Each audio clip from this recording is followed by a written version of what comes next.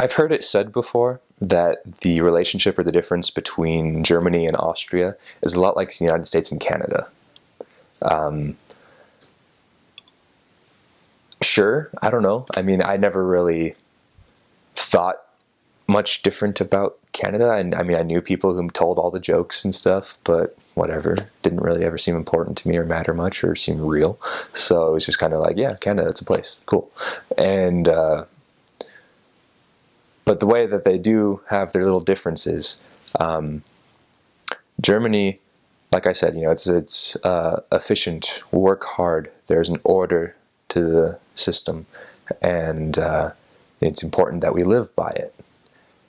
Austria, yeah, they have that, sure, but at the same time, they are quicker to be a little more intimate, a little less formal. Lots of languages have this. German has a few different ways that you can address somebody.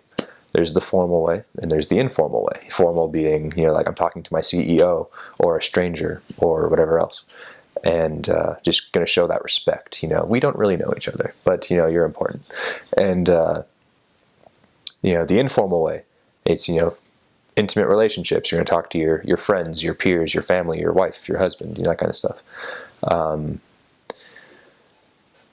They're quicker to, at least in my experience, I saw they were quicker to go to the informal, quicker to go to the intimate relationship talk. And it, of course, depends on the person. But I would say as a general rule, that's what I experienced. I don't want to answer the question of which one did I like more, because I get asked that all the time. But I definitely saw a lot of good in both of them. Austria, though, I did start in. I started my mission there, ended my mission there. There was something about Austria that I connected with, and I would definitely love to make sure they get their time to shine, because I think it's a very special place. The history there, the architecture there, the cultural and religious history, it is so incredible. The land is gorgeous. There's a lot about the people. I would say, aside from that language difference of we're going to be a little friendlier, it in other aspects of life it does show itself. They are a little more laid back, a little more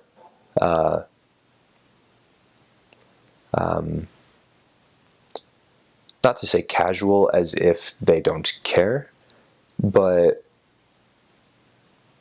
they see it, they accept it. Great, I'll live with it. We'll work with it. They don't stress as much over those types of things as maybe a general rule. There was some joke that one of my roommates ran across recently, where there's some meeting of world leaders or something, and someone pipes up and says, "Yeah, the situation in our country is